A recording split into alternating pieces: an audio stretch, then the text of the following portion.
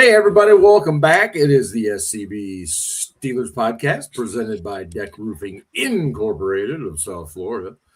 And we are very proud to be part of the Variety Sports Network. And, of course, the show comes to you live from the Frank Walker Law Studio. And, oh, by the way, the Pittsburgh Steelers won the AFC North, and they are now in the playoffs. Gentlemen, welcome in. It's been a little while. Last time we did the show was Tuesday before New Year's. So it's been a little while. Hopefully you guys had a very nice New Year.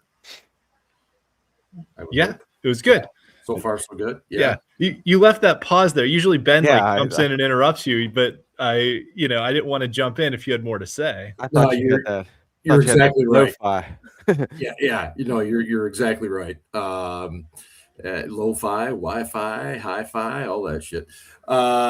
Game balls, gentlemen. Scarps, who got your game ball from last week's 26-24 Steelers victory? I don't want to steal Casey's thunder. So please don't. Yeah. And I think there's an obvious one. I think there's an obvious one. So I don't want to say that. Shit. I'm gonna give my game ball to Muth. He has had such a strange year. Mm-hmm. And ever since he signed that contract, he really hasn't had like that many catches or opportunities. But oddly enough, like I think he actually had more catches than Jonnu Smith did this year, which doesn't make any sense to me. Yeah. But I think that he's just every time. I mean, when they get him the ball, he usually does something this year. And I thought that was a great play by Rodgers, recognizing that with defense what they were in, and it got them close. And that wasn't a game winning play, but it set them up for, I believe that was that Warren touchdown, or was it Kenny G? The same drive. Was it the same drive where they ran that like outside? It was the Kenny G one. Kenny G. Okay. Yeah. But still, it was a big play. Because I believe at that time they really weren't even. They looked a little bit. I think that's right after Kyle Hamilton got hurt and came off. That they actually started like taking advantage. So I'll give it to Muth. Beautiful. And the wheels fell off. What? See how he just jumps in like that? Yeah. Ian, who's your game baller? My game ball goes to Father Max from St. Vincent for blessing the field before the game. I said I was going to do this on Twitter, and I'm following up. I'm a man of my word. So Father Max gets my game ball. And we did, just very quickly, we did confirm that he blessed both end zones, right? Yes, that is correct. He did, in fact, go the whole way around the field and do both end zones. So they've done this many times as well. It's amazing how on that night, like it was just those are the stories that you remember.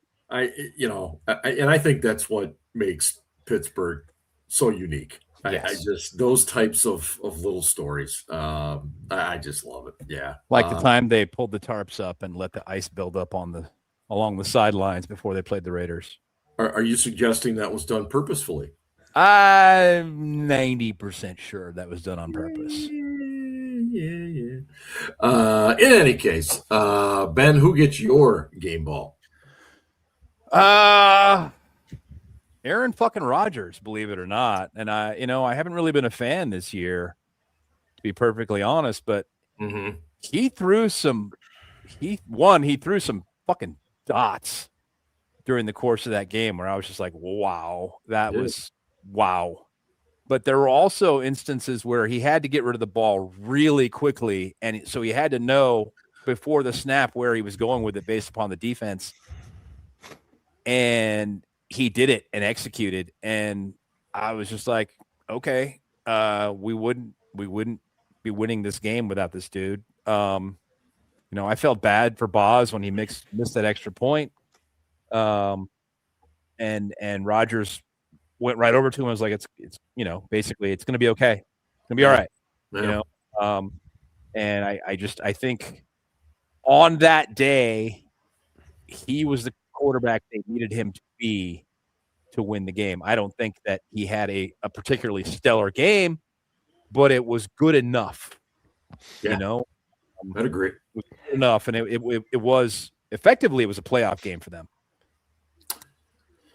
Yeah, and I want to come back to that as we also talk a little bit about the playoffs this week, the playoff game coming up this week. I would just state, and I don't want to take Casey's thunder here, but I'll just go ahead and say I'll give my game ball to Cam. I don't know if that's where Casey's going or not, but yeah, I mean, what a presence. Casey's a hater, so it's not going to Cam for sure. You know that. You would think that, but yeah. So I don't need to say much. I think everybody watching the show, listening to the program, knows that Cam had a hell of a game. I don't need to go back and detail everything that he did. It was just a great game by a 36-year-old defensive lineman. No doubt about it. Did you mentioned this game felt like a playoff game, and I mean, for all intents and purposes, it was a playoff game because the loser went home and the winner got to go to the actual postseason. We have seen the residual effects that the Baltimore Ravens have parted ways with John Harbaugh after 18 seasons, which makes one wonder what would have happened had Tyler Loop's kick gone through the uprights. Would Harbaugh have been given some grace, allowed to coach in the playoff? I'm sure he would have. But the other side of that is the Pittsburgh Steelers now have a home postseason game, and we've lost, I believe, our last 4 or 5 postseason games. 6. Is it 6 in a row? Including New England. 6. Yeah. If you go back to the AFC Championship right, game. The AFC Championship game. Yeah. My point is this, Scarps, how big is this game for the Steelers organization? Yeah, they gotta get this off their back. Like they have to win. They have to win a playoff game at some point, right? Like, and I told my wife this earlier this week, and they haven't won a playoff game since I left. And you want to call me a hater? Want to call me? I'm the curse of the curse of the Scarpino. But it's crazy because like when I left, I was like, this team is going to win the Super Bowl. They had Ben, Bell, AB, Ryan Shazier. Obviously, he got hurt, but like they had, and then they lost to Jacksonville, and I was like, fuck, they'll be back next year. And then here we are, almost a decade later, and I don't know if they're any close to contending than they were back then. I mean, and I'm dumb for saying this. I picked them to have a losing season. It's the second year in a row that I've done this, and it's stupid. You guys are haters. Yeah, can't help it because Mike is always going to get him there. But the next thing is, can he get him back to that next level? And he hasn't. And so I think a win on Monday night, even though they're probably going to, they're not going to, this team isn't going to win the Super Bowl. Nah. And now we're getting into draft position or whatever. But to me, I think winning a playoff game is much more important than maybe sliding down 2 spots in the draft. You know what I mean? They have enough capital where they can probably make a move. So absolutely, they need to win this game on Monday night. Now, will they win is a different story.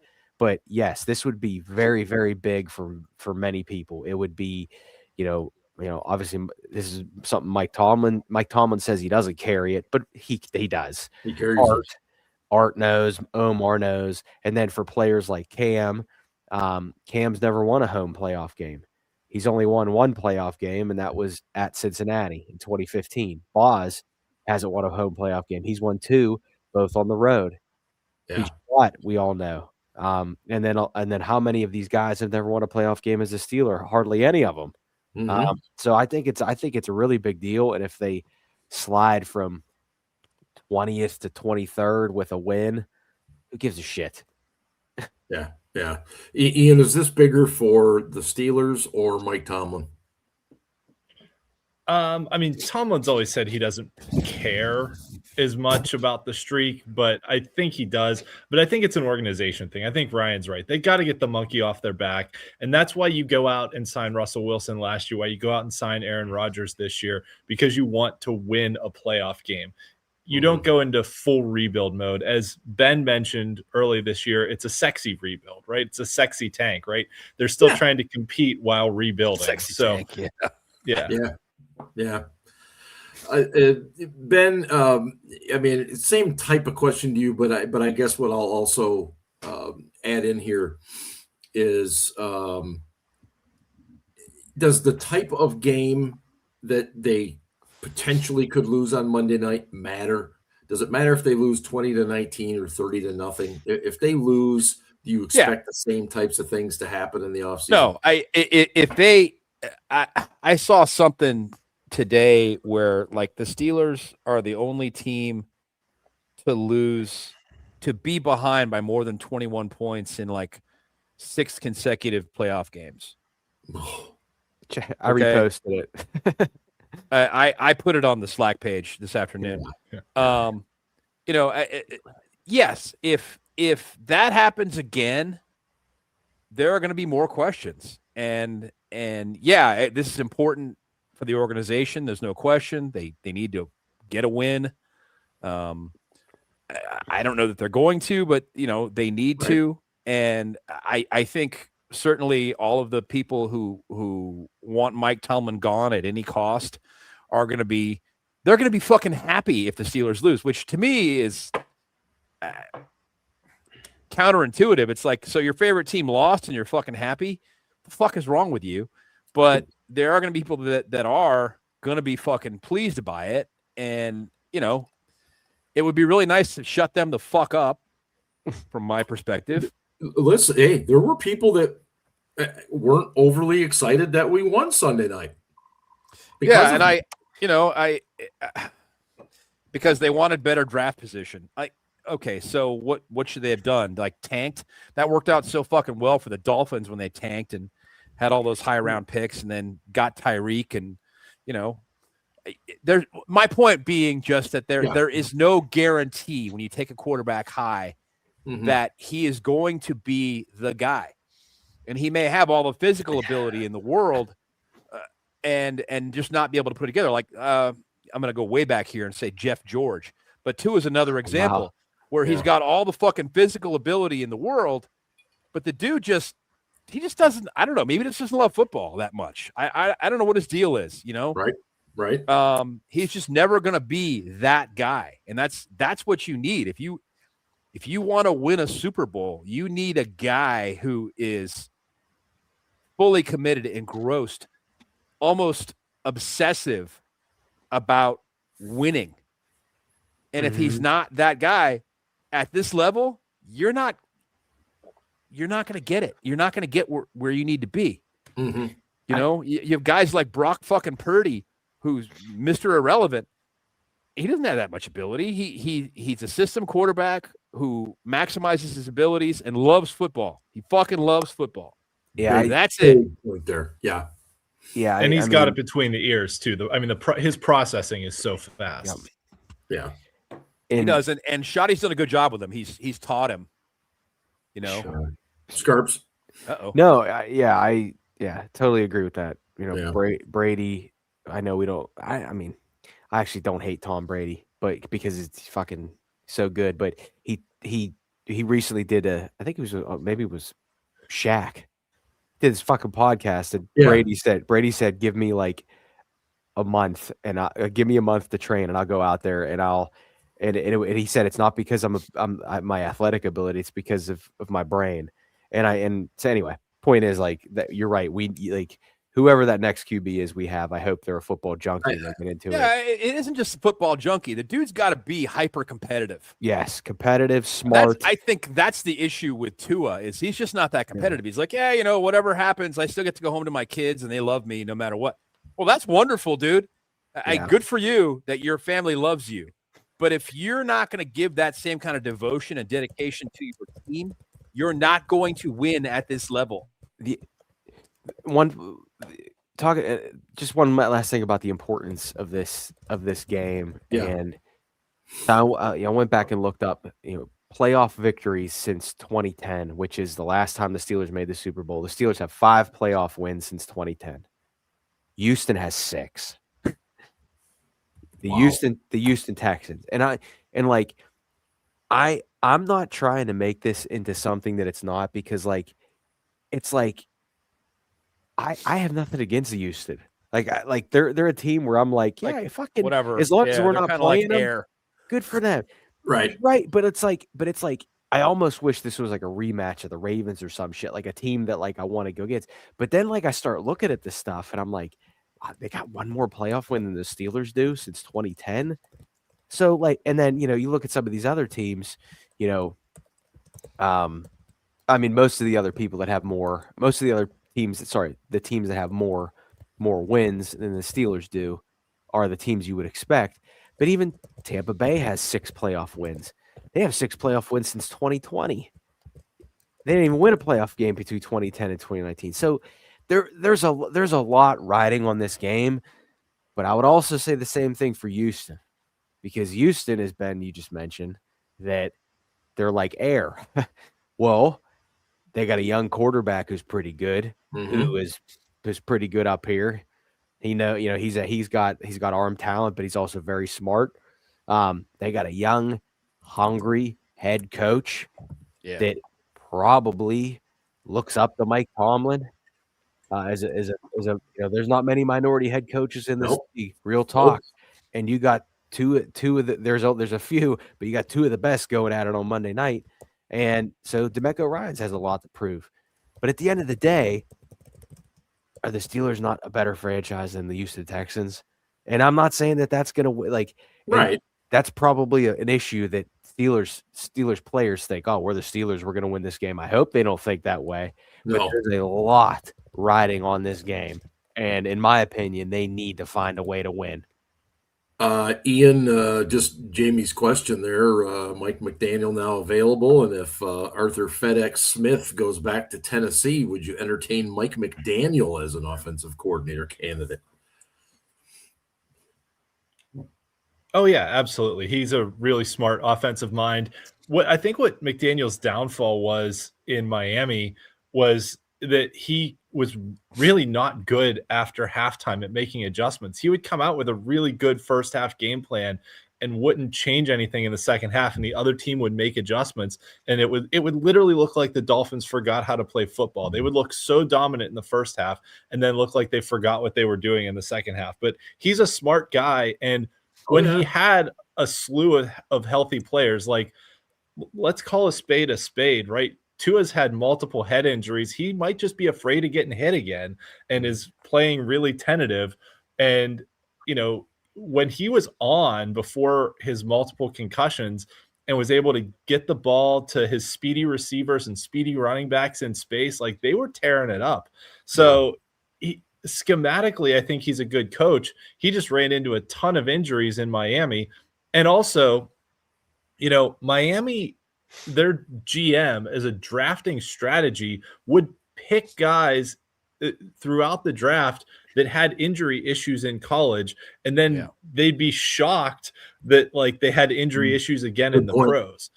So, it's not like his GM did him a lot of favors by, thoroughly vetting a lot of these players.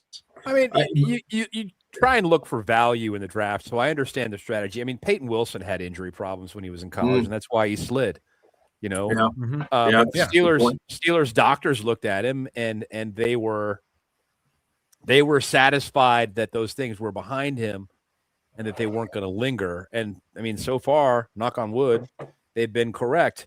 Scarps brought something up in the chat that I think we need to address, kind of the elephant in the room. let's say they do change coordinators. Is Art going to fucking pay him? Because coordinators are expensive, man. Coordinators are more and more expensive every season. And the price is only going up. Yeah. And the Steelers are trying to hold the line and say, no, we're not going to pay that much. Well, I don't know what you're going to do. You know, if you don't pay your coaches, well, you're not going to get great coaches. And we'll definitely get more into that once our season does come to an end. I do want to go back to the Ravens game a little bit here. Ben, did you find that Mike Tomlin coached a little more aggressively than normal in that game? Yeah, he made a couple of decisions on fourth down that I didn't agree with. In particular, that fourth down at the end of the first half. Just kick the fucking ball. Just kick the ball, man. I know you're on the one, but just take the damn point. You just had a penalty, you know, and then you got down to the 1 yard line. You didn't score on third down. Mm-hmm. Just take the 3 points. If you do that at the end of the day, when Chris Boswell misses that kick, it doesn't matter. Now you're up by 5, and they have to score a touchdown to beat you, and they're not going to. It isn't going to happen. So things like that. And then the fourth down, there was a 4th and 1 in the first quarter. Yep. And the Steelers were on their own 45. I'm like, dude, fucking punt it. Punt it. Was that the failed tush push? Yes. Which is, please fucking stop doing that. That was almost 4th and 2.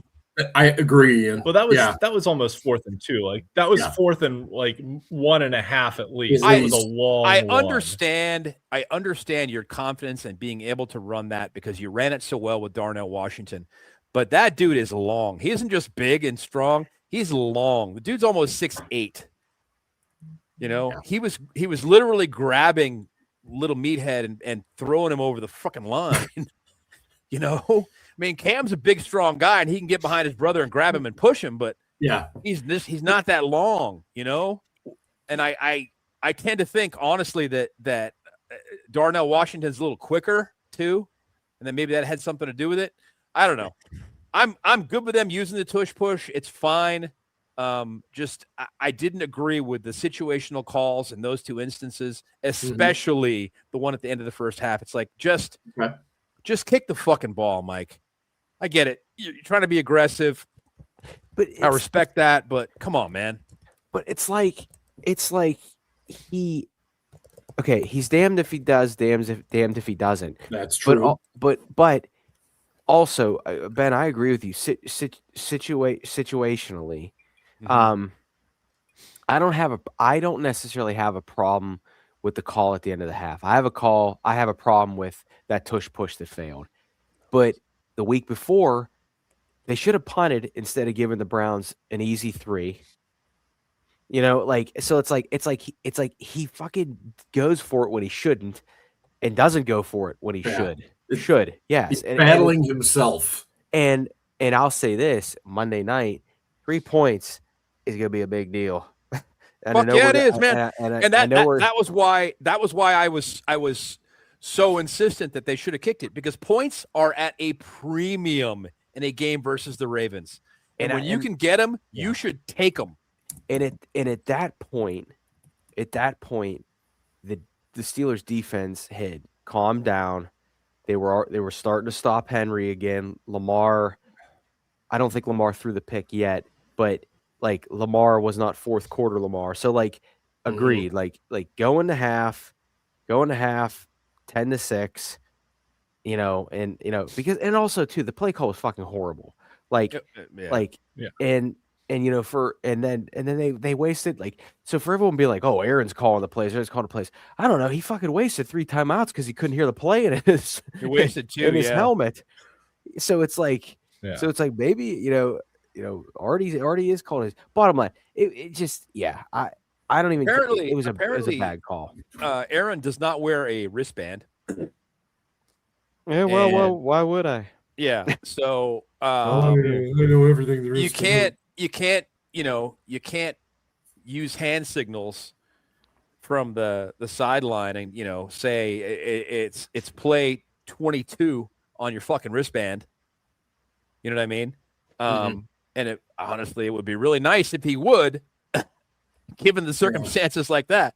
Roethlisberger was talking about that this week, and he's like, yeah, we used to always have a backup plan in place because, lo and behold, the headsets always went down when we played in New England every single time. Go figure. God. Go figure. So we had to have a backup plan in place, and Charlie Batch would be on the sideline signaling to me which play it was on my wristband, and I would look it up, and I would call it in the huddle. Ian, what did you think about the play, the final play of the first half? I mean, obviously it didn't work. It was a dumb play. It was like and schematically it was dumb, right? That you had two tight ends to one side, motioned one away, and then pitched back to the weak side where you were outnumbered by defenders because the defender didn't follow across. They just kind of shifted. So you were outnumbered on that side. So Gainwell was going to have to beat somebody one-on-one in space to even get to the end zone. You had to beat three guys. Yeah, I would have rather seen the tush push there from the 1 yard line to try and get it in. Yeah, because Jonnu couldn't block either because you had Jonnu out there as the blocker. So it was not a good play call design in that situation. No. So if you're gonna run that, just kick the field goal. Like if you're gonna do the tush push and just shove the guy in, okay, that's go for it. Why not? So it was a worse play call than it was decision. Like I can justify the decision to go for it. I cannot justify that play call in that situation. The one thing that bothered me was that Rodgers didn't have an out. They didn't give him an opportunity to change that play. And I really think he would have when he saw the numbers on that weak side. And maybe I'm wrong, but it just seemed like maybe Aaron should have just fucking changed it anyway. I mean, I don't know how much flexibility there is in that situation. I don't either. He certainly didn't have a lot of time left. Right. That was also part of it. But maybe he should have just fucking changed it anyway. Been like, no, it's fucking stupid. We're not doing that. Because it was dumb. Wouldn't be the first time. Well, so he was asked about the helmet issue and the timeouts. Yeah. And he said that because they were in bigger personnel, was it Spencer Anderson or Calvin Anderson? Which Spencer. Calvin's on IR. Right. So Spencer Anderson was on the field and they didn't have time to make a substitution. And Aaron said there's not really a lot of plays we could do with that formation. And then I sit there and think like, dude, you've been in the fucking league 1,000 years. You've been here a whole year. You're not confident in running a play from that. Like I just and we're going to talk about this in a little bit, hopefully, but like this is one of those things where like everyone, as soon as it happened, like, oh, they're not going to need those timeouts, LOL. Like, it's just going to bite them in the ass. And it didn't. However, thank God. However, it could have. Oh, yeah. I mean, definitely. And we all thought it might. We were worried about it, right?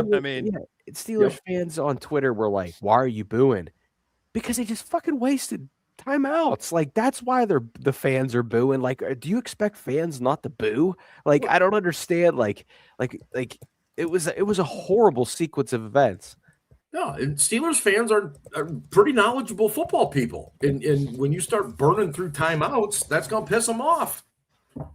Steelers fans are also super rational during games. Well, and never at all, never emotional about things and never make decisions like that and do dumb shit and react that. Yeah, that never happens.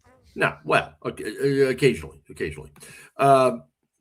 Somebody give me a Ben. I'll throw this to you first. Why were we struggling with Baltimore when they would go to their little 3-wide bunch set? I think it was 3 different times we got burned.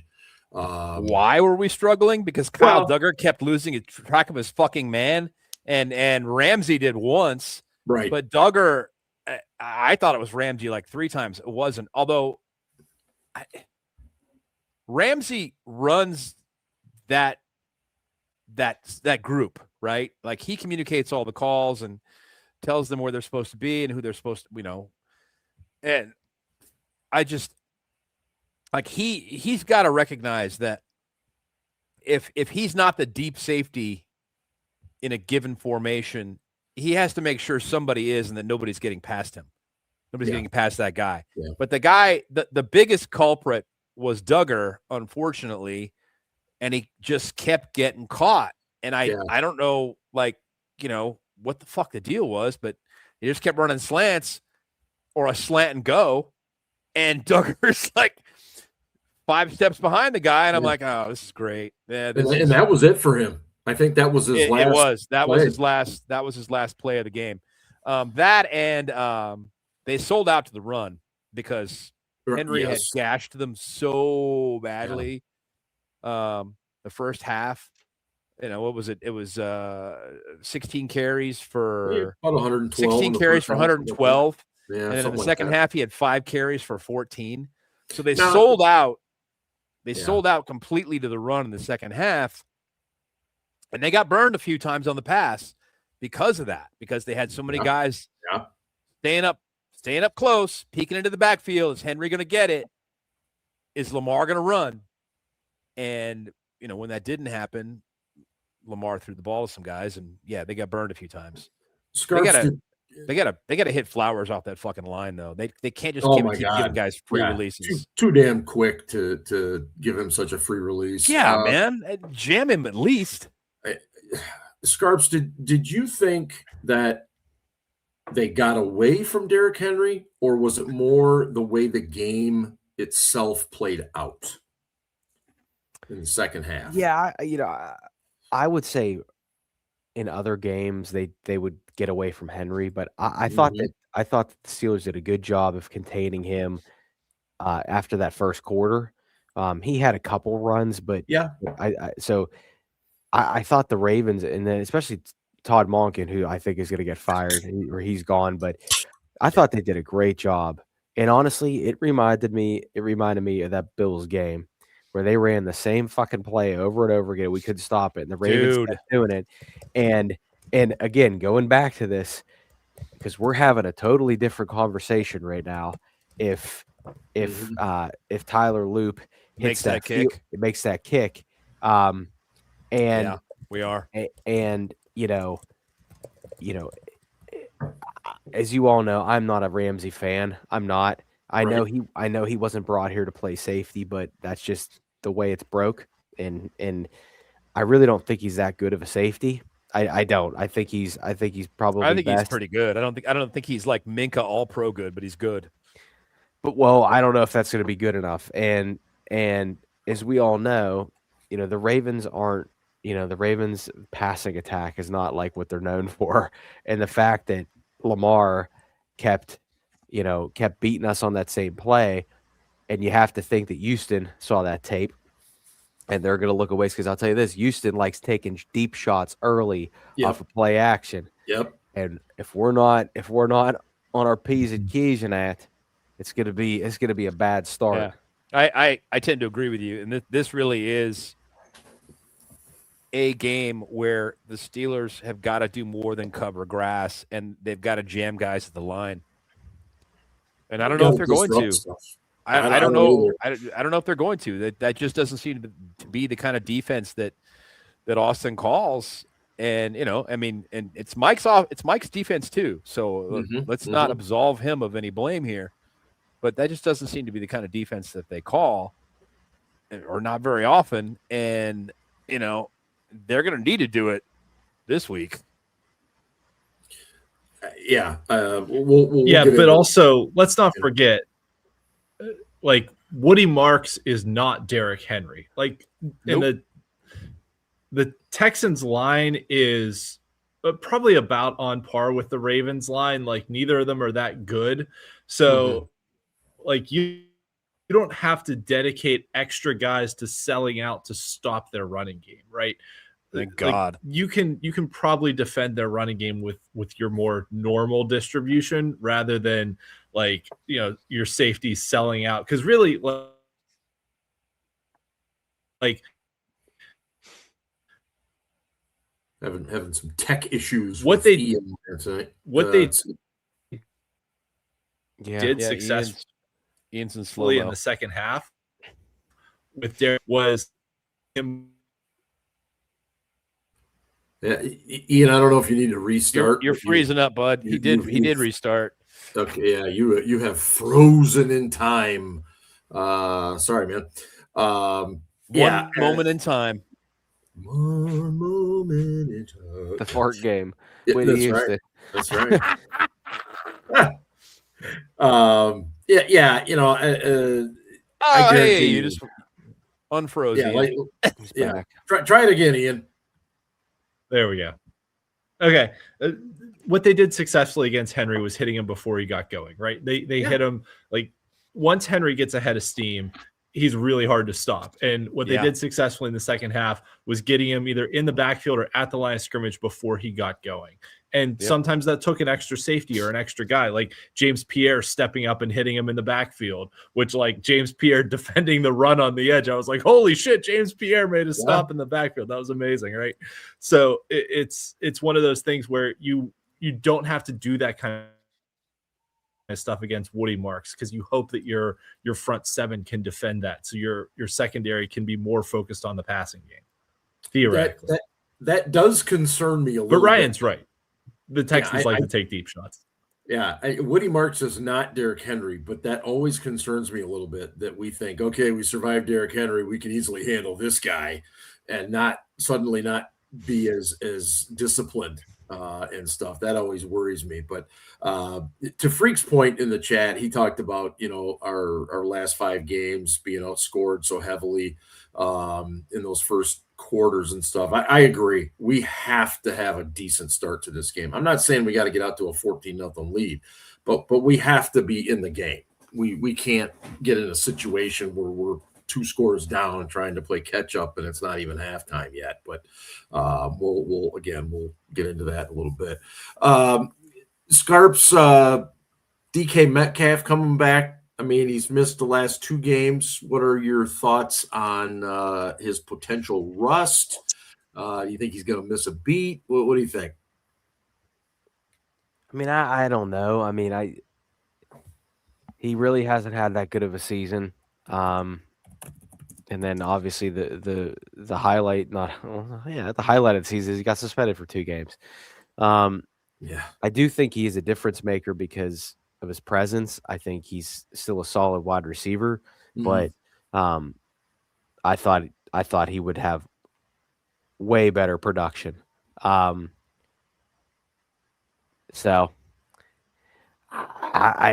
this defense, Houston's got a really good defense, man. Derek Stingley. So and then also too, and I said this on the chat, and I don't know this, but I'm interested to see how many targets DK gets in the first couple drives because Rodgers hasn't had him for a couple weeks, and Rodgers has been relying on Thielen and MVS, and then Calvin Austin was back last week. And then he always has to throw a couple to Jonnu Smith because Jonnu Smith has nudes of Arthur Smith's wife. He's got to have somebody close to that guy. But I'll say this, and I sent it to you guys. All week, Steelers fans were like, look at what DK Metcalf did in his last playoff game. Okay, so in DK Metcalf's last playoff game, he had like 10 catches for like 150 yards and 2 touchdowns. They lost the game 41-23. And it was only close because he got a garbage time touchdown under 2 minutes left. And the defensive coordinator was DeMeco Ryan. So my rebuttal to that is go back and look at Rodgers' last playoff game against the 49ers, led by defensive coordinator DeMeco Ryan. Yeah. Then tell me if DK Metcalf is going to have such an amazing game again. Also, again, like they fucking paid DK Metcalf all this money to put up like wide receiver 2 numbers. Like what the fuck? Like what? The problem for Metcalf, in my opinion, has been that all year long it's been really easy to bracket him because there is no other threat on this offense. I mean, there are receiving threats coming out of the backfield, But how bad do running backs really hurt you when they catch the ball? Not that bad. You know, we don't have another wide receiver. I mean, you got Calvin Austin, but really he's a slot. He's not a wide receiver too. And you need somebody on the other side who is at least respectable, preferably fucking good. But if it's just a guy like, you know, they're not going to double cover MBS ever. You know this because he can't catch the fucking ball. So why should they? He doesn't run great routes. So why should they? Adam Thielen, you know, same deal. It's like, yeah, I mean, that dude gets open on third downs, but that's pretty much his job. Find the soft spot in the zone. He's never really going to hurt you. It's just going to be a guy where you can tackle the catch. So there really isn't any threat. DK, if he gets the ball in his hands in space, he's a threat. And they have to game plan for that.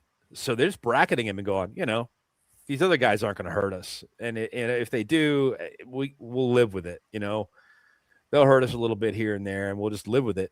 DK, though, that's a guy where if we're covering one-on-one and he only gets 4 catches, it could be 4 catches for a touchdown because he's got that kind of ability if you don't have anybody else there to contain the play.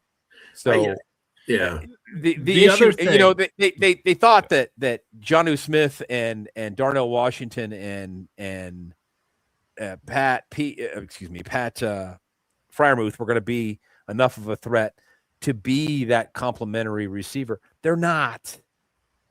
None of them are Kelsey. Sorry. I'll stop now. No, they're not. Ian, your point. My point is also that DK is going to probably have Derek Stingley, who's one of the best cornerbacks in the league, shadowing him the entire game. So we're almost going to be in the same situation that we've been in the last couple of weeks where, like, yeah, they can force the ball to DK a few times, but Stingley's really fucking good. Like, he's not really good. Yeah. And so, you know, they could leave him on an island against DK, maybe with some safety shadow help over the top, but like, there's not going to be much space for DK to operate here. No, he's going to have to win catches. I mean, he's going to have to he's going to have to use his hips and try and box the corner out, you know, and catch the high back shoulder ball, and maybe not get a lot of yak, you know, but still stretch the defense enough. Right. I think they've got to spread this defense out and then stretch it long and run. And there's got to be a threat. There's got to be a threat to throwing the ball. So spread them out wide and stretch it long. But then as soon as you've done that and they're respecting it, then run the fucking ball. Would it surprise you guys at all if we did just that? Tried to establish the run real early, keep those pass rushers at bay a little bit, maybe open up some things play action wise. I mean, this defense is good, pass or run. Don't get me wrong. But I'm just trying to think of how Arthur Smith is going to how is he going to attack this defense? You know, that's they're probably going to do like what they did against the Ravens and call really dumbass play calls the first couple drives, and then be like, oh yeah, we have Jaylen Warren, let's try and run him, and then he'll get like 8 yards, and they'll remember, oh hey, we can actually run the ball, and then they'll settle into something. It seems like this team, those first 15 play calls that they script suck. And then once they get out of that and get into the first quarter is always always just brutal. And then when you get out of that into the second quarter and actually kind of understand what the defense is doing and into the game and can adjust your offense to what the defense is doing, then they settle in and start to move the ball. And then, you know, you make some halftime adjustments the third quarter, fourth. Yeah. I'm sorry. Who was the coach for the 49ers for so many years? Bill Walsh. Bill Walsh. Arthur Smith is the anti-Bill Walsh. Like, Bill Walsh's first 15, 20 plays always worked to a T. Right down, You know, and Arthur Smith is the diametric opposite. Oh, that shit doesn't work. Well, okay, let's run something else. What the fuck, dude? Real quick, Dan asked a question in the chat about, do I know what the collective records of our predictions were this year? It'll take me some time, but I can do it during the week, and then perhaps next week. It's not really relevant. I was going to answer him in the chat. It really doesn't fucking matter because there were so many weeks, especially for Ian, where we were picking the other team to win because we'd constantly been wrong, and it was just like, okay, well, we all picked them to lose last week, and they won, so let's all pick them to lose again. And then you two assholes, Mark and Scarps, would go against it. And so I finally was like, well, fuck it. I'm just going to pick what I think is really going to happen. And that's when I started like actually getting picks right. So I had them picked to win last week and they won. And I can also tell you that in the 3-point stance, the weekly game preview at Steel City. Shut up, Dan. Shameless plug. Fucking asshole. I just kept the same prediction, and I went 9-8 this year on my predictions. So, but that's all that. I called 10-7, and then went 10-7, and you three assholes had them. No argument. Non-winning record because you guys are a bunch of fucking haters. You are to be celebrated, Ben. Sure. You did a swell job with your prediction. Yeah. I want to say one other thing about the Ravens game real quick too, and it has to deal with kickers. We were all obviously distraught the fact that Chris Boswell's kick didn't go in. We later learned that the league said it was a block. Okay. And I here's what I would say about that is people were all pissed off at Boswell. That guy has won more games for the Pittsburgh Steelers than he will ever lose. If we would have ended up losing that game, I would have been upset. I would have been, pissed off, but I wasn't going to blame Chris Boswell for that because there was a whole lot of other things going on at the same time. Okay. The flip side of that is Tyler Loop, the young man that was kicking, and sadly for his team and his fans, he missed the field goal. People going after his fucking wife and stuff. Get a life, people. I mean, it's just disgusting the way some of these fans behave. And I did see some. It's like they must be Mark Madden fans or something. And what the hell? I mean, they're just following suit because their fucking asshole god told them to be a fucking prick. I mean, just. Like the kid missed it on purpose. I mean, he couldn't have been more wrecked. Kudos to Chris Boswell. He immediately ran over and consoled him in that situation. But just fucking grow up, man. I can't stand that shit. Anyway, as far as Houston goes, how do we beat the Texans from a defensive standpoint? We've talked a little bit about our offense against their defense, but Stroud's a pretty good quarterback. I think we all agree Nico Collins is a pretty damn good wide receiver. The kid from Dell is out, and so is Joe Mixon, though. And they haven't played all year, though. Yeah, but as Ian has alluded to, basically we have a backup quality running back who's going to get some yards, in my opinion, because I think they're going to run kind of light boxes. Because the pass is more of a threat here. But it's not as big a threat to worry about. Nico Collins is good. There's no question. But I'm not super concerned about him. I'm worried about the fucking tight end there. Schultz is good. Yeah, he is. He's good. And the Steelers they just don't cover tight ends. Why? I have no idea. It's like they forget the tight end exists. And they've got to get some inside pressure on Stroud. Getting inside pressure on Stroud is the key. That dude does not like being pressured up the middle. He can move around. He can avoid guys on the outside. He's not as good against the blind side rush as he is like Watt's side, the right side. Right. But he really does not like inside pressure, and that's what the Steelers have got to get. If they get that, we're going to be in good shape. But they got to get it consistently. Scarps, will Nick Herbig get more than 15 snaps on Monday night? 13. Was it 13? My bad. It was 13. But But the Ravens only ran 51 plays. Okay. Fair. All right. All right. So fewer opportunities to get snaps. All right. Scarps, what do you think? Is he going to be plus minus that? Yeah, I'm gonna probably get shit for saying this, and like I know he had like a lung injury, but like TJ Watt did not have a good year. Fucking hater. He didn't. No. He got a ton of money, ton of guaranteed money, and he did not have a good season. Yeah, he had an interception the other night, which always seems to happen against the Ravens. Like a fucking tipped, like it's not like TJ Watt that even did anything. He literally was just standing at the right place at the right time. But thank God. But yeah, but run to the ball. I mean, I don't know. You guys played right, and like that. That's all they only got constantly. Man, they only got 3 on that Watt pick.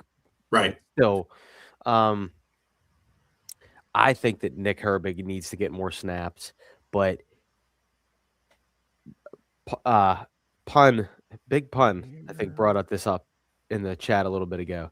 Chase Brown was ripping off runs when they were terrible. And I know Woody Marks isn't Joe Mixon, but Joe Mixon and Tank Dell haven't played all season. CJ Stroud has a full core of wide receivers that he's played with almost all year. And a guy that has missed a couple games, but he's a veteran. Is Christian Kirk. When every Steelers fan wanted us to trade for him a couple years ago, here's a guy. Woody Marks good. Nick Chubb looks a little washed, but I'm never going to count that dude out. Hell no. So the number one thing is to stop the run. Now we'll talk a little bit about pressure and blitz versus the blitz. Stroud is about middle of the pack, but versus pressure, he's in the top third of success. So, that's great. You get pressure, but I think CJ Stroud is very smart. I think they're going to take some shots early. And also they get him on the perimeter, and they boot a lot. So our edge rushers are going to have to be sound. Our defensive line is need to have gap integrity. God, I sound like Tomlin. But basically don't do what you've done every fucking playoff game for the last 6. You know what I mean? Like you cannot be down 10 in the first quarter, because I'm going to tell you this right now. This is a real deal. This isn't John Harbaugh bullshit or Baltimore Ravens bullshit. This is a legit team with they're young, they're hungry. They got a young head coach who's really fucking good. And I saw this. I told you this, guys, but I've been following a lot of Houston Texans coverage this week. And I think it's because of the Elon Musk algorithm. But I found a lot of folks like ourselves who are fans of the team, but also are very pragmatic, and they talk about. And this one comment caught Do they know ball? I mean, they're not homers, so yes. One comment caught my attention, and it was the Texans don't blitz a lot, and that's true. The Texans do not blitz, and they're in the bottom 12 in the league in blitzes, but they're third in pressures. And this comment, and it's probably from some fucking Russian Danielle Hunter. There's from some and Will Anderson. Russian Will Anderson. And it said, yeah, that's regular season DeMeco. You ain't never seen playoff DeMeco. And I'm like, oh shit. Like, cause like I was kind of like, ooh, I got a little chills. Like, what is playoff DeMeco all about? You know what I mean? But we know what playoff Mike Tomlin and Terrell Austin are. Yes, we do. So that's kind of what scares me. So it is scary. No, you're right, dude. That I don't know about Terrell Austin. Terrell Austin's never coached a playoff game. Has he here? Oh, yeah, he has. Yeah. Well, oh God. Yeah, last year. Fuck. When we gave up 300 fucking rushing yards to the Ravens. Yeah, we've got a Baltimore problem, he said. Yeah. Well, we also got a fucking defensive coordinator problem who sucks. Bring in, give me Raheem Morris. But anyways, right? Would that not be awesome? Yeah. So and then Mike, leave it alone. Just let him run his defense. Yeah. No so chance. first things first. Melvin, sorry for your loss, man. That's awful. That's terrible, dude. Melvin mentioned in the chat, a so friend of sorry. his passed away. So sorry. Like that What? is awful. Read the chat, Ryan. Oh, my bad. Yeah, no, I'm just saying, like, Melvin, so sorry. My condolences. And all of ours, obviously. So then to Mark's point about the Texans, actually, can I back up for a second? Just like one last thought on the season. Yes. Tangent? Yeah, I have a tangent. Of course, it's me. Bill Cowher always said that the difference between 10-6 and 6-10 was a very thin line. We were literally 3 plays difference from 10-7 versus 7-10, right? Yeah. Like the Isaiah Likely touchdown / drop the first game in Baltimore. Yeah. The Amon-Ra St. Brown offensive pass interference against Detroit. Yeah. And then the Tyler Loop field goal. Like literally, so it just goes to prove the point that, like, yes, we finished 10-7, but like it's like the Breaking Bad meme. Like, he can't keep getting away with it. Like, Mike Tomlin continually in these close games finds ways to pull them out. And when fans of other teams tell me it's not sustainable and it can't happen, I'm like, you haven't been watching for the last 20 years, have you? Like, you really are new to watching the Steelers play, aren't you? Because this has gone on for so long that I've just become acclimated to it, and I'm like, yeah, this is pretty much what I expect. It's going to be close. It's going to be a fucking heartbreaker. You're going to wish you're going to go, fuck, I'm not going to be able to go home and go to sleep tonight because my adrenaline's I didn't sleep Sunday night. Yeah, that's what I'm saying. But it's the same goddamn thing every fucking close game. Yeah. And I'll stop now. And I will say the ups and downs of that game on Sunday night. Unbelievable. The only game I can remember that had the same kind of roller coaster was the 2004 divisional against the Jets. And I was at that game, the Jets game. I was not at the Ravens game, but that was the one. That was Ben's rookie year. We went 15-1. We had a first round bye. The Jets came in, right, and the Jets kicker, Doug Bryan, into the closed end, the same end where Tyler Loop missed, missed 2 like 43-yard field goals, one in regulation, one in overtime, that would have won it for the Jets. And he missed them both. And like Ben threw a couple picks, and he threw a pick in overtime. Yeah. Or was it 2 picks and a fumble? Something like that. Something like that. Yeah. But like, Ben turned the ball over, and then they missed a field goal. And then we turned the ball over again, then they missed a field goal. And we finally drove it, and Jeff Reed kicked a field goal in overtime to win it. But like, that's the Jets game still, to me, is like the biggest roller coaster ride emotionally I've ever been on. This game isn't quite to that level, but it's the only one I can remember that comes close. With the just second half was just fucking brutal. Yeah, right? Really, the fourth quarter, right? The fourth quarter, even more so. Yeah. And Ian, to your point earlier, you were talking about play. Don't forget, Boswell needed a 60-yarder in the season opener. That's true. At New York, you know, to ultimately win that. So yeah, you're absolutely correct when it comes to these 1 or 2 plays. And that's the Jets, NFL. The Jets were driving, and Jalen Ramsey stopped them on 4th down too. Yeah, that was not a guaranteed victory, even though the Jets were ass this year. Or sorry, the Jets were buns, as the kids say now. Yes, buns. Yeah, buns is the term. Although I've been told. I thought it was cheeks. It's buns, huh? Both. Cool. I mean, you got the middle schoolers and the young high schoolers. Yeah. So I have been told.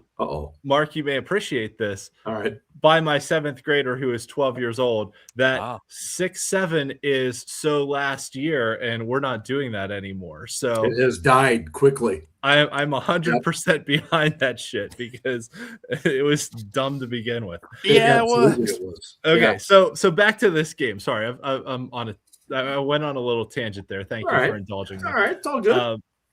But you're right. The Texans' 2 edge rushers are really good. Yeah. In Will Anderson and Danielle Hunter. And Hunter's been good for a long time in this league.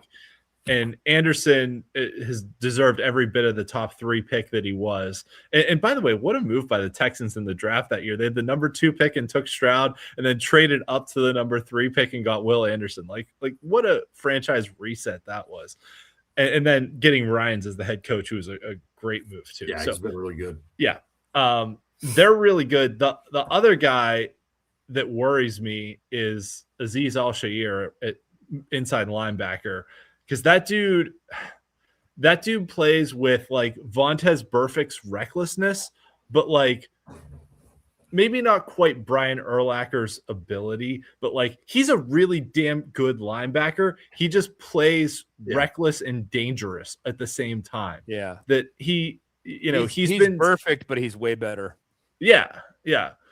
He's Burfict's recklessness with like he does have a little record of getting some personal fouls. Yeah, he does. Well, that's what I mean, right? It wouldn't be a shock to see the dude get ejected. Yes, but it also wouldn't be a shock to see him make a game-changing play or 3. Right. Yeah, that's good way to put it. Yeah. He's like if you took here we go. He's like if you took Patrick Willis's ability and gave it Vontaze Burfict's recklessness and put those. It's a pretty good analogy right there. Yeah.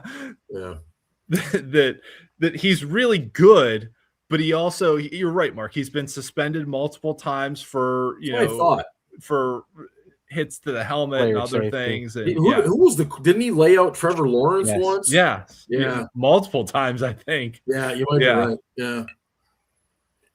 Mm-hmm. So I mean, the Texans are a little banged up on the back end. Stingley's been limited in practice, but I think he's going to play. The other guy who's had a really good year is Kamari Lassiter, who was a guy we talked a little bit coming out of Georgia in the draft. He's had a really nice season for them as a slot cornerback too. They're just really good on defense, and Ryans is a really good defensive coach. And but the other thing is, right? We can establish the run and play off of that. And Houston, for as good as they are on defense, has had some close games this year. Like they were close against Oakland. I think they were close against Arizona. Like they've had some close games against some bad teams. And like they beat the Colts close, and the Colts were a decent team. They beat the Colts close twice. They've won 10 in a row. Colts were good when they beat them. Yeah. But then they got beat up. They lost so many guys to injury that now they suck. Well, the Colts were good when we beat them too, though. So, that's what I'm saying. I mean, when the Steelers beat the Colts, they were a good team. And then from that time on, they just went Our win against the Patriots now looks really fucking good, though. Absolutely. Yeah. Right? I mean, what did they fumbled it though 4 times? Or 5, I think. They had 5 turnovers. Yeah. 4 fumbles, 1 pick. 4. Yeah. Jamie mentions that the Texans' top wide receiver was teammates with our old buddy Zach Gentry. I wonder what he's getting at there. But it's a long time listener of this program. I'm sure I know exactly what he's talking about. Yeah. Is Gentry in the league anymore? No, I don't think so. No. He's talking about Nico Collins. And Nico Collins tore us up the last time we played. Yeah. The last time we played Houston, we lost. Try and catch on with the Raiders 30-6 squad. Yeah. It was the Raiders. Bad. I think the Raiders would be a perfect destination for Zach Gentry. So do I. A practice squad guy. Yeah. And immediately put them on Hard Knocks. The last time we played the Texans, that was the time Kenny Pickett rolled into the sack and got hurt, right? Which fucking time was that when Kenny Pickett rolled into a sack? The time he got hurt also. Right. Oh, the time he got hurt also. Right. Okay. That fucking guy. First round pick. God damn it. They may as well have just lit the pick on fire instead. It might have been better. Yeah, it would have warmed up some people. Steelers failed him, Ben. What the fuck, Yeah, Steelers. It's all Mike Tomlin's fault that Kenny Pickett sucks still. Shall we 4 years. Shall we pick some playoff games? You want to make predictions on the other postseason games? Sure. I've prepared nil. All right. This, How but here many we how go. many home teams are favored this week? I didn't look, but I like didn't look either. I it's gotta gotta think be it's a like, record number of road teams that are favored. that's what I'm Bears- saying, right? The Bears have got to be favored. Yeah. Yeah. Here, let me look. Well, so for starters, you have the first playoff game coming up Saturday, 4:30. You've got the Rams at Panthers. This is Noah understood the assignment in the chat. believe- Well done, Noah. Mark, you got to post this comment. Yeah, hold on. I'm trying to catch up here. Yeah. Okay. Yeah. Don't you know? Good job, Noah. Pitt, no. Jesus. Well done, Noah. Well done, buddy. The Rams are 10.5-point favorites. Holy shit. Didn't they just lose in Carolina like 3 weeks ago? Yeah, that ain't happening again now. Yeah. I don't think But so it's a either. playoff game. Yeah, Wait, but I don't 10.5 think so. points. My God, I'll take. You know what? I will take Carolina and the points, but I don't think they're going to win. No. All right, hold on. I got to make my chart here. Okay, so we got the Rams at Carolina going across the country here, and 4:30 on Saturday. And so, Ben, you're taking the Panthers and the points, but we do straight up on this program. Okay, straight up, I'm picking the Rams. All right. Okay, very But good. If I were betting that game, I would take the Panthers and the points. I think I would too, honestly. Jesus Christ, 10.5 points. Yeah, that's Fuck a lot of yes. points in the postseason. Yeah, Scarps, what do you got for Rams at Panthers? I got the Rams straight up and against the spread. I got a Whoa! I got a 34-20 victory by Sean McVay. Sean McVay. Ian, what do you got for that game? Yeah, I think the Rams are one of the best teams in the NFC. And yeah, I'll take the Rams there and probably going a long way in the playoffs too. Okay, all right. Yeah, the Rams they might win the whole damn thing. Yeah, I think Carolina is going to try to run the ball, and if they have any success at all, I think that's going to be a much more competitive game. But I will still take the Los Angeles Rams to win that particular game. The nightcap on Saturday night is Packers at Bears. Packers at Bears. Scarps, what do you got in the NFL's oldest rivalry? There's a lot of people saying that the Bears are frauds. Yeah. Well, I think the Packers are even more frauds. So I'm going to go with the less. They're also very injured, dude. I'm going to but I'm going to go with the less fraudulent. I got the Bears 27-23. Ooh. And by the way, those teams split, each winning at home this past season. Okay, Scarps has got the Bears. Ian, what do you got? So shockingly here, the Packers are actually 1.5 favorites. Right. Are they really? Yeah, I don't understand that Me either. considering just how badly injured they are, and their defense, which looked really good with Micah Parsons, has looked really mid without him. Right. They still have some decent players, but they just have so many injuries, and even at running back, right? That Josh Jacobs has been banged up. Both of their quarterbacks, Jordan Love and Malik Willis, have been banged up. So I think Love's going to play, but I think ultimately I like the Bears in this one, especially being at home in front of a home crowd. The emotions of that. I'll take the Bears. We're going straight up on this one. Very good. Ben, what do you got? I got the Packers getting vengeance for that last game. Whoa! That last game really left a bad taste in their mouths. And, like you had a bunch of guys walking off the field that were Bears players going, yeah, at the end of the day, fuck the Packers. And it's like, okay, all right, I'll remember that shit. Mm-hmm. The coach was pissed. Players were pissed. A lot of emotion. I got the Packers pulling it out and getting vengeance for that last game. Wow. And then talking shit afterward. Okay, got some serious shit talking in this NFC North matchup. And it may be a 1-point win, but it's I think then- they're going to win it. And they would go to Seattle and then get their shit pushed in. Yeah, So. they would. Hey, at least they won a playoff game, right? Training day reference. I have a strange feeling that Mr. LaFleur might be on some thin ice. A lot of rumors out there about his job. He wins a lot of games in the regular season, but he hasn't been very successful in the postseason. So he only won with available. Mike McCarthy's players. Well, that's also true, Ian. Yeah. Give me the Bears in another close one. I will take the Bears, however. Ian, did you say Bears too? I did say Bears. Okay, all right. Yeah. That Sorry. leads us to Sunday at 1:00. Which is where we should be. Let's which be is honest. Absolutely where we No, should we be. shouldn't. And you know why? Because Ben's going to be on a plane. No, Oh, that's my not bad. true. There Never we mind. Never mind. Also, I'm- because I they made mixed us up my play- Sundays. Because they made us play on Sunday night, Right. I'm fine with having the extra day of rest. Fair. So am I, dude. Not only that, it was a Ravens game.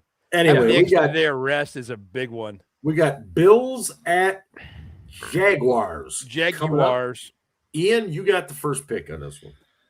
So, all right. So, to answer my earlier question, only 2 home teams are actually favored this weekend. The Eagles against the 49ers, which is somewhat surprising to me because San Francisco is playing really well, and the Patriots against the Chargers. So, the Bills are favored here against the Jaguars or Jaguars, as us Jaguars. Yinzers like to call them. Jaguars when you guys drink. Jaguars.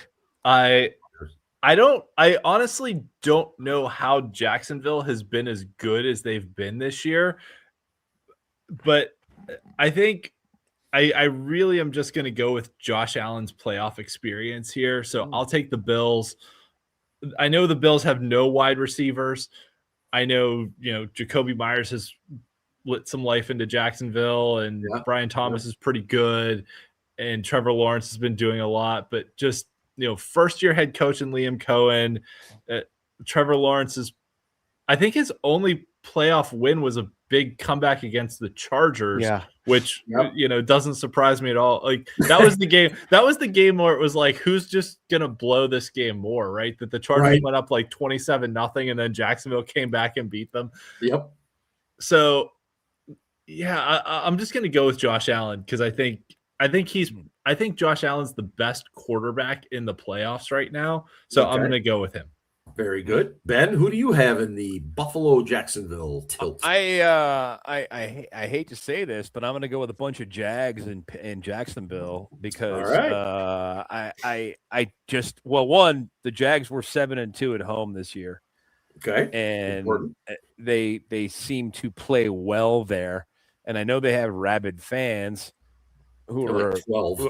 Also a bunch of Jags.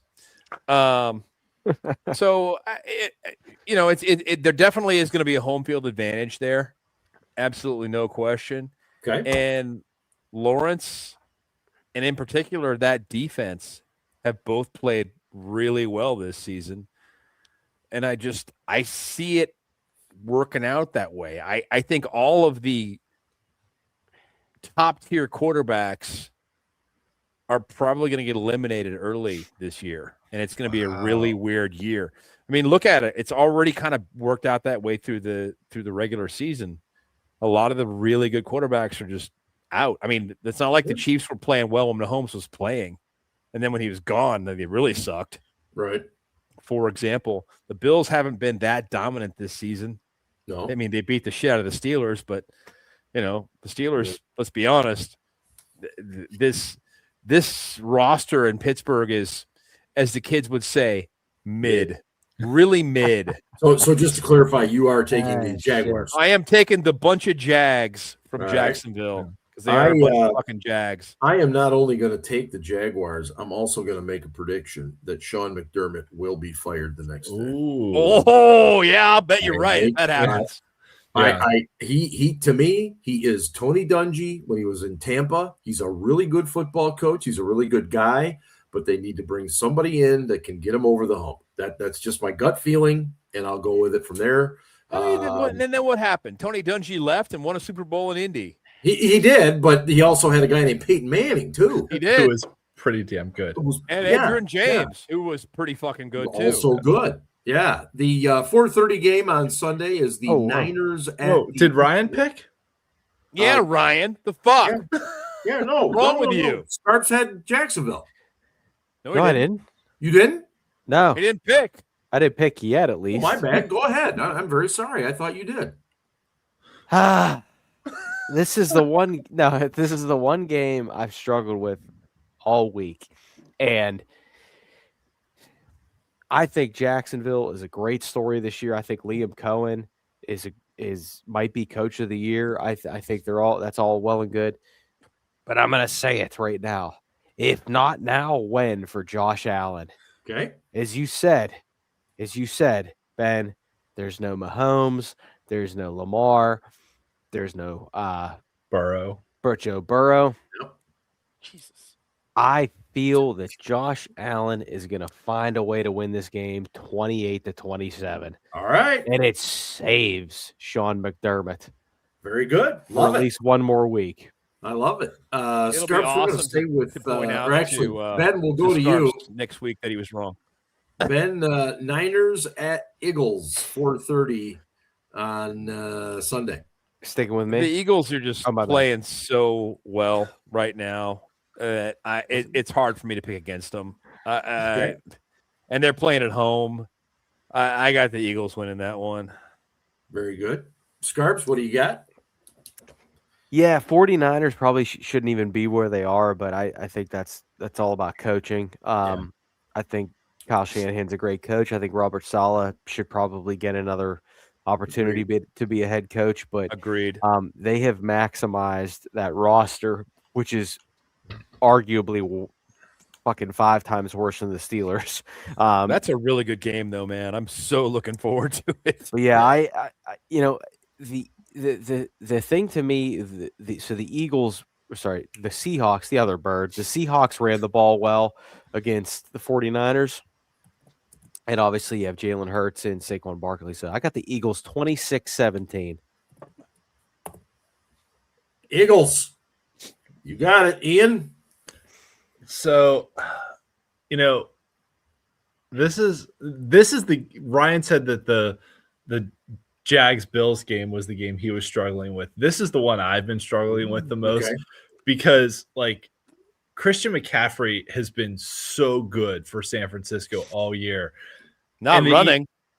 But the Eagles defense this year has not been as dominant as it was the last few years. True.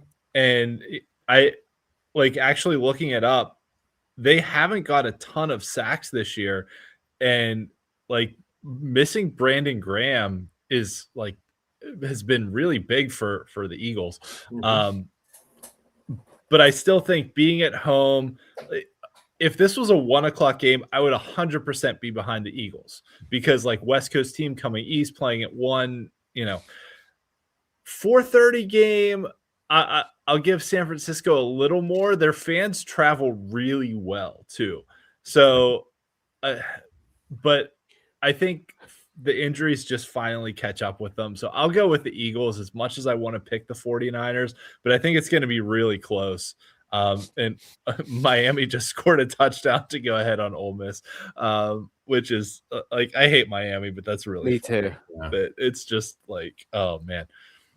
So at any rate, I'll go with the Eagles as much as I hate picking Philadelphia and really want to pick San Francisco, but I think the injuries just are too much when you get to this point. Yeah, and just to close this game out, I don't really like picking the Eagles either, but I think playing at home is a huge advantage. And Niners got beat up a little bit last week against the Seahawks. Didn't look nearly as good as they had in the previous week. So I too will go with the Eagles, and then that of course takes us to the Sunday night contest, which is going to be the Los Angeles Chargers traveling east to take on the New England Patriots. Scarps, who do you got in that one? Yeah. As I said to you guys, when the Chargers were a potential team to come to Heinz Field, Acrisure Stadium, Right. Said, who do you trust more, Mike Tomlin or Justin Herbert? I don't fucking trust Justin Herbert. Nope. Patriots 24-20. Yeah. Okay. Ian, what do you got? Yeah. So Robert made a really good point in the chat that he said no one is good right now. Like, this is honestly the most wide open that I can remember the Long AFC time. ever being, right? Yep. In a long time. That I could see a path where the Chargers with Justin Herbert and Ladd McConkey and Quentin Johnson and, geriatric Keenan Allen, like, make a run. That's my name tonight, geriatric. Yeah, there you go. There we go. He's so much better when Vince Williams is covering him, though. Yeah, well, that's also true. Yeah, God, it's a horror show. And getting Amari and Hampton back at running back, like, I could see a path where the Chargers make a run, but they're the Chargers, right? Like, they're just the Chargers, right? They're gonna fucking blow it like they always do. Yeah, exactly. And Mike Vrabel's a really good coach. Yes, he is. It's unfortunate he wound up back in New England, that it's the fucking Patriots again. But the flip side is, this is Drake May's first playoff game. It is. So, like, I don't have a ton of confidence in New England to make a deep run. But I think just the fact that they're at home playing in Foxborough, and I'll go with the Patriots here. This is also, I should mention, this is like the game that really matters for the Steelers, because the Broncos, as the 1 seed, play the worst advancing seed. So if the Chargers win, then the Steelers play whoever wins the Jacksonville Buffalo game. Yeah. If Jacksonville wins, we'd be in Jacksonville. If Buffalo wins, we would be at home against Buffalo. If we win, right? But if New England Jesus wins, Christ, Ian, get to the point. Yeah. no. I'm saying I picked the Patriots, but I'm saying, like, the Chargers winning is really what the Chargers winning or losing dictates who we play next. Because if New England wins, then we could wind up. Yeah. Okay. We're gonna know on Monday Denver who we or play if whatever. we win. That's true. Yeah, we will know before our because game. we play last. Who do you got? Patriots, Chargers. I got the Patriots. I don't trust Justin Herbert. I also sentimentally really hope that Jim Harbaugh loses, because I love watching him whine. Absolutely. And yeah, I don't have a great deal of faith in the Chargers. I wanted to play them again. I would rather be playing the Chargers this weekend than the Texans. Absolutely. I would so much rather be playing the Chargers than the Texans. Yeah. Like, if we were doing that, I'd be like, oh, fuck yeah. Oh, fuck yeah. Yes, we got a shot. It's going to be good. Fuck, man. It is what it is, though, Yeah. The Chargers couldn't hang on to that 5 seed, so it is what it is. So, yeah, I got the fucking Patriots in, not super convincing fashion, but enough. I mean, because honestly, throwing the ball, Justin Herbert is a fucking mutant. Like, you shouldn't be able to do that. The shit he can do. It's just he doesn't do it consistently, I don't think he's got it between the ears. Maybe we're going to find out. Scarps, you said Patriots, right? Or did you go? Yes. Yeah. Okay. All right. I will also take the Patriots for all of the reasons you guys lined up. And that, of course, leaves us with our predictions for our beloved Black and Gold. Let's see here. Ian, I believe we start off with you. Pittsburgh Steelers hosting the Houston Texans on Monday Night Football at 8:15. Foosball. Yeah. Oh, by the way, I wore my King of the AFC North shirt. Well done. Yes, well done. Because, first division championship since, 2020? Yeah. So, well, I have, at least last week, successfully Andrew Filipponi'd the Steelers. All right. And I've been picking against them all year. Yeah. Because they keep winning when I pick against them. So I will stick with my tradition of picking against them. Come on. All right. In the full disclosure that, like, I'm not superstitious, but I'm just a little stitious, right? That it's Stitious. So, I'm just a little stitious. So I'm gonna continue that in the hopes that it turns out the other way.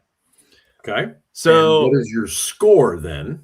So then I will go Texans 27, Steelers 24. Woof. In a close one. I think it will be close, and I hope that the result is the other way. But in the spirit of trying to Filiponi the Steelers into victory, Makes sense. Yes. Makes sense. Ben, what do you got? I've been on this trend all year. Every time I pick them to win, they lose. So I can't pick them to win. Okay. Fucking Ben, what do you got on Monday Night Football? I had the Steelers playing a very similar game to the one they played against Detroit. Oh. Except that they'll get a couple of turnovers this week. Okay. Be efficient on third down, get a couple of fourth down conversions, aggressive that way, and pull this thing out. I don't have it being as close as Ian does. I'm thinking more along the lines of, I don't know.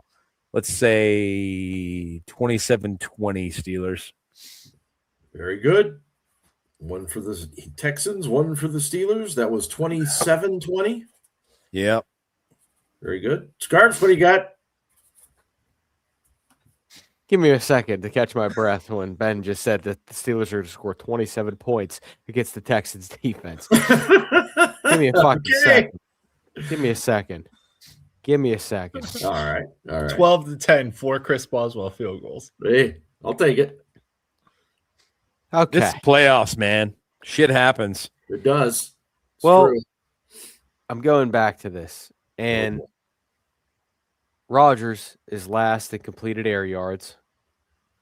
Okay. The Texans don't blitz a lot. Nope. They're daring you. They're daring you to throw that short bullshit game. Mm-hmm. Mm-hmm. Is Rodgers any good against the blitz?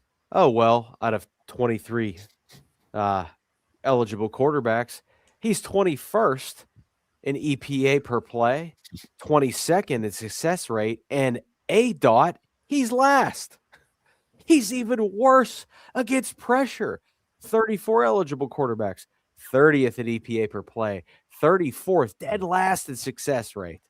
And he's 27-34.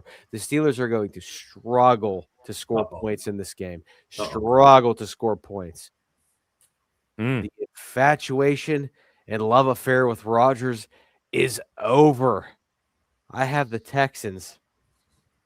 And also, too, our defense folds like a lawn chair when it matters most. I have the Texans 33-16. Wow. Asshole. Fucking hater. What a hater. It's going to be really fun telling you what a fucking hater you are next week. Wow. Unbelievable. Noah, you're right. He's just a fucking stat nerd. Stat nerd. Yeah.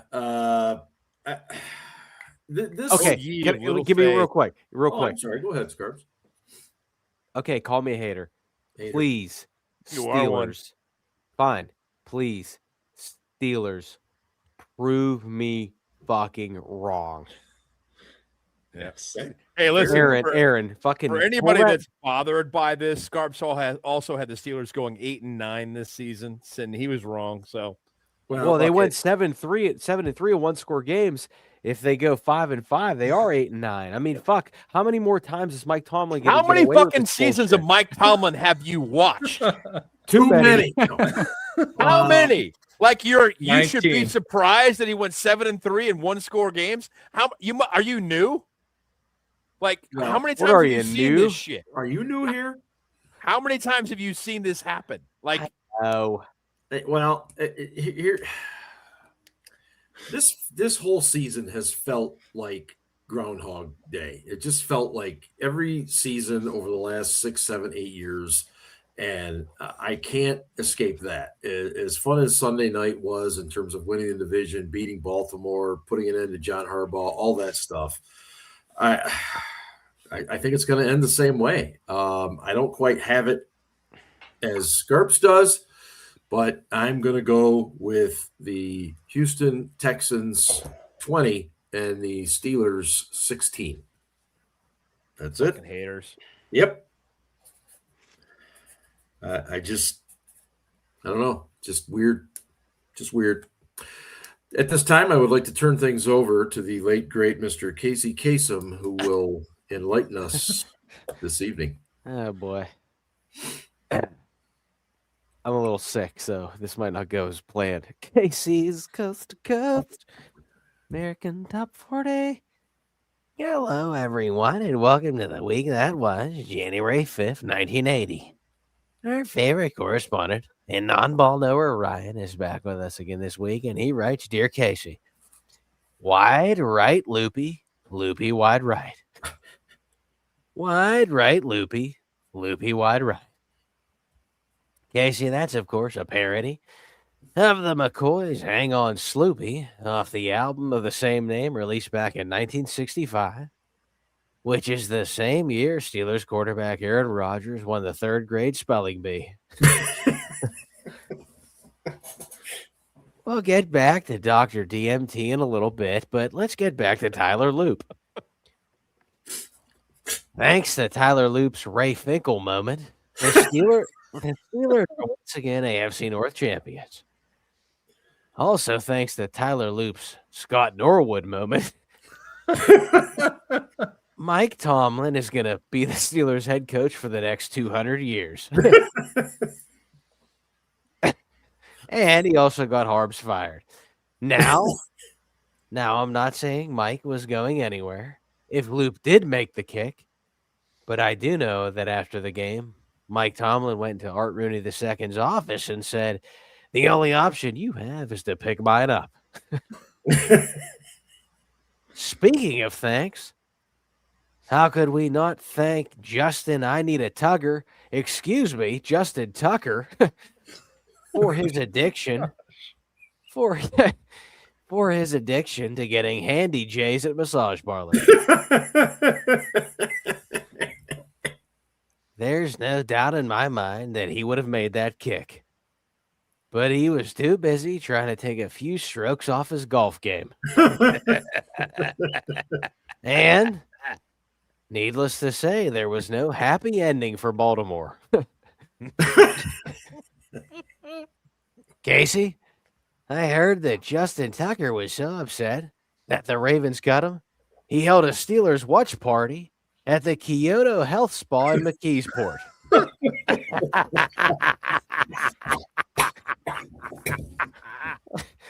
Casey?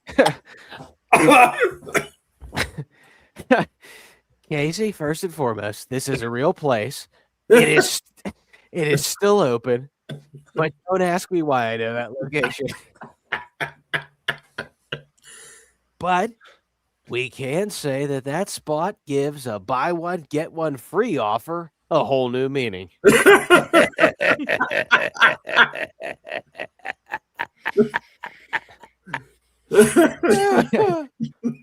Speaking of deals, Aaron Rodgers was dealing Sunday night.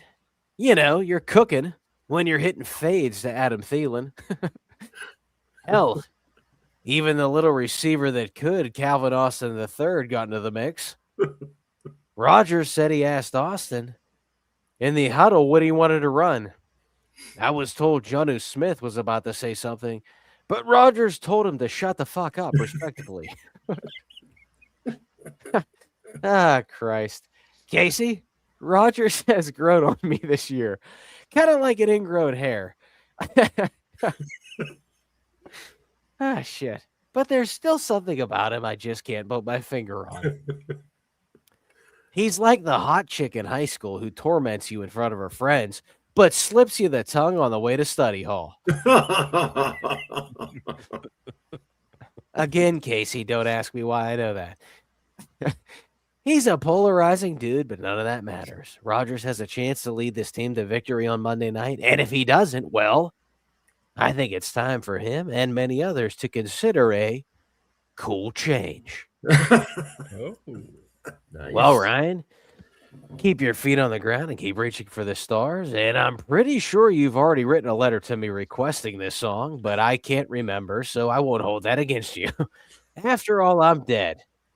So, I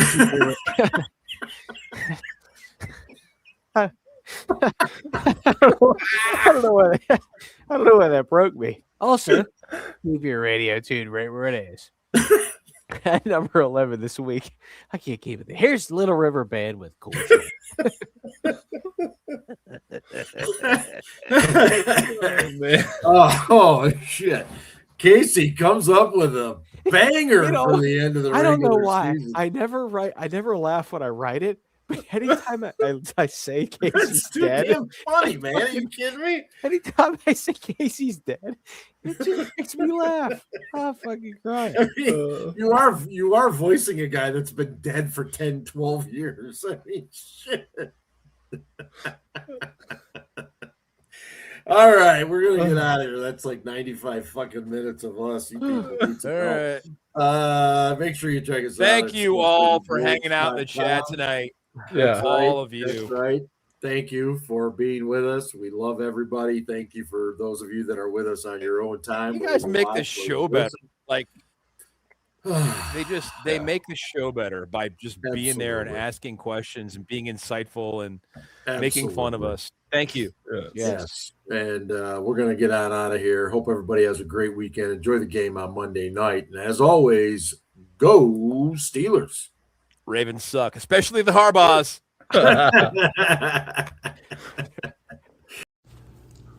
We've had some drinks.